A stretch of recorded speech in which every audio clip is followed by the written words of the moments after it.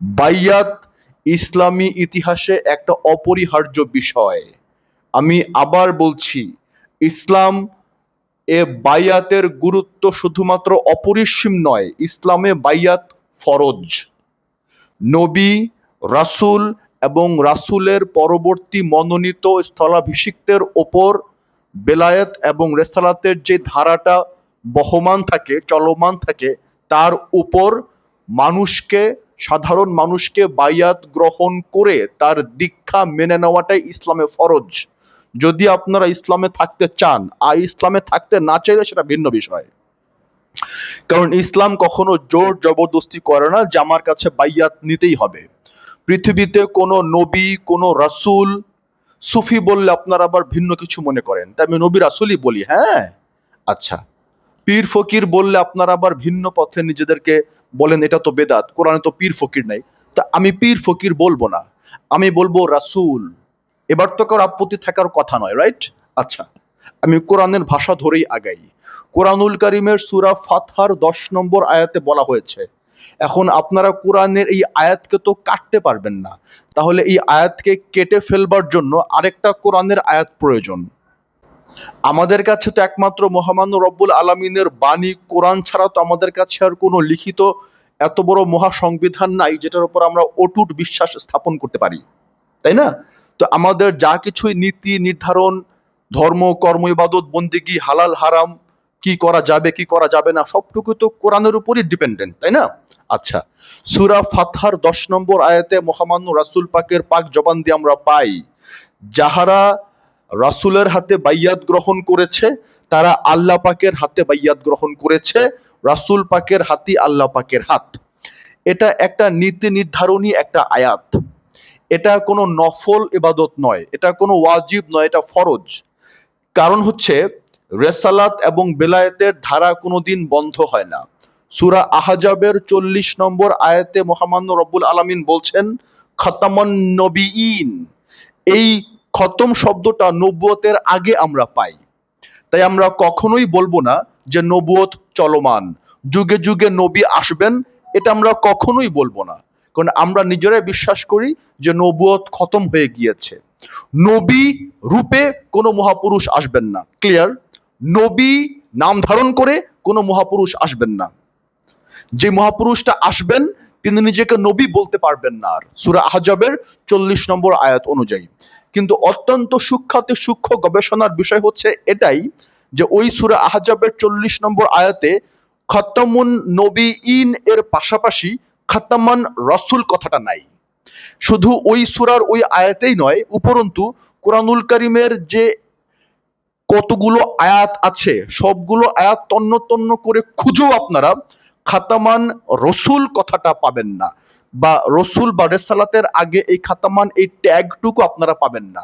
শুধু তাই নয়, কোরআনুল কারীম তন্ন তন্ন করে বিশ্লেষণ করেও এই খাতামান শব্দটা মুমিনের আগে পাবেন না, মুত্তাকির আগে পাবেন না, সবেরিনের আগে পাবেন না, মুহসিনিনের আগে পাবেন না। ওলিয়াম মুর্শিদ সূরা কাহাফে আছে, পথ প্রদর্শক, কিন্তু খাতামান ওলিয়াম মুর্শিদ পাবেন না। সদেকিনের সাথী হও, সদেকিনের সঙ্গী হও তোমরা, এটা বলা আছে, কিন্তু খতামান সদেকিন পাবেন না। সত্যবাদী আর আসবেন না, পাবেন না। ঠিক আছে, সূরা আপনার সাবার 46 নম্বর আয়াতে বলা হচ্ছে তোমরা তোমাদের সাহেবকে নিয়ে জোড়ায় জোড়ায় ইবাদতে দাঁড়াও, কিন্তু খতামান সাহেব কথাটা পাবেন না। সাহেব আর আসবেন না, সাহেবদের আশা খতম হয়ে গিয়েছে, এটা পাবেন না।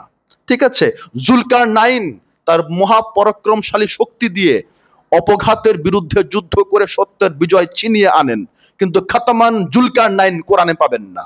ঠিক আছে, আব্দুহু রূপে যিনি সূরা নজমে মেরাজ করেন, আব্দুহু রূপে সূরা নজমে যিনি মেরাজ করেন এবং দিদার করেন, খাতামান আব্দুহু কোরআনে পাবেন না। আমরা নবী নামক টাইটেলটাকে খতম করে দিলাম, আর আসবেন না। কিন্তু এতগুলা টাইটেলে যে কোরআন মহাপুরুষদেরকে সংজ্ঞায়িত করলেন, পরিচয় করিয়ে দিলেন, আল্লাহ পাক এজন্যই খতম করেন নাই। কারণ যদি খতম করে দেন মহাপুরুষ এবং রাসূলদের আগমনী, তাহলে সূরা ফাতহার 10 নম্বর আয়াত কর্তন হয়ে যায়, ওটার কোনো ভ্যালু থাকে না। সূরা ইব্রাহিমের 4 নম্বর আয়াতের কোনো ভ্যালু থাকে না।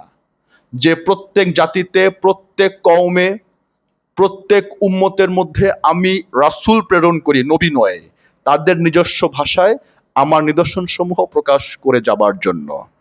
তাহলে কোরআনুল কারিমে সেই আয়াতটা মিথ্যা হয়ে যায় যেখানে রব্বুল আলামিন বললেন, আমি রাসূল প্রেরণ না করে আযাব দেই না। লুক, আমি রাসূল প্রেরণ না করে আযাব দেই না। এখন আমাদের বড় প্রশ্ন হচ্ছে, এই যে আমরা বাংলাদেশের মানুষজন আছি, ধরলাম বাংলাদেশের চেয়ে আরেকটু বড় একটা ভূখণ্ড, ভারতীয় উপমহাদেশ, 47ই ভারতীয় উপমহাদেশ ছিলাম, 47-এ হলো কি ভারত ভাগ হয়ে গেল, রাইট? পাকিস্তান একটা, হিন্দুস্তান একটা, পাকিস্তানের মধ্যে আমরা পূব পাকিস্তান, ওয়েস্ট পাকিস্তান। তাহলে আমরা যে অখণ্ডীয় ভারতীয় উপমহাদেশে, তো নবী নবী করিম মুস্তাফা সাল্লাল্লাহু আলাইহি ওয়াসাল্লাম আসেন নাই, এসেছেন? উনি তো আরবে এসেছেন, আরবিতে কথা বলেছেন, কিন্তু হিন্দি ভাষায় কথা বলেন নাই, বাংলা ভাষায় কথা বলেন নাই। তাহলে সূরা ইব্রাহিমে যে আছে, প্রত্যেকটা জাতিতে তাদের নিজস্ব ভাষায় রাসূল প্রেরণ করি আমার নিদর্শন সমূহ বর্ণনা করার জন্য এবং তোমাদেরকে হেদায়েত দান করার জন্য। এখন যদি ভারতবর্ষর এই একা ভারতেই তো মোটামুটি বোধ হয় 150 কোটি ছাড়া, 150 কোটি ছাড়া যাওয়ার কথা। তাহলে এই 150 কোটি মানুষ যদি লাভ দিয়ে উঠা দাঁড়ায় বলে, আর যদি কোরআনকে চ্যালেঞ্জ করে বলে যে আমাদের ভারতবর্ষে এতগুলা মানুষ, এখানে আপনার হেদায়েত দাতা কেন পাঠাইলেন না? আমাদের ভারতীয় উপমহাদেশের হিন্দি ভাষায় কেন আপনি একজন মহাপুরুষ পাঠাইলেন না? তাহলে আল্লাহ পাক সূরা ইব্রাহিমের 4 নম্বর আয়াত কি করে কেটে দেবেন? আর আমার রাসূল না পাঠাইয়া আযাব দেই না, তাহলে এই যে সুনামি হলো, ভূমিকম্প হলো, মানুষ মারা যাচ্ছে, এত রোগ, এত শোক, আছে কোনো উত্তর? নাই। এই কারণে কোরআনুল কারিমের একটা মেজর নীতি নির্ধারণী আইন হচ্ছে, বিধান হচ্ছে, দর্শন হচ্ছে রেসালাত চলমান এবং বহমান। তা আইডেন্টিফাই করে আরেকটা আয়াত দিয়ে, সূরা জুমুআর সম্ভবত পহেলা বা দ্বিতীয় আয়াত। এখানে স্পষ্ট করে রব্বুল আলামিন বলছেন, আমি রাসূল প্রেরণ করি আয়াত পাঠ করে শোনাবার জন্য, আমি রাসূল প্রেরণ করি কেতাব শিক্ষা দেবার জন্য, আমি রাসূল প্রেরণ করি ওয়াতুজাক্কিহিম পবিত্র করার জন্য মানুষকে, আমি রাসূল প্রেরণ করি হিকমত দান করার জন্য, হিকমত শিখানোর জন্য, ইলম নয়, হিকমত।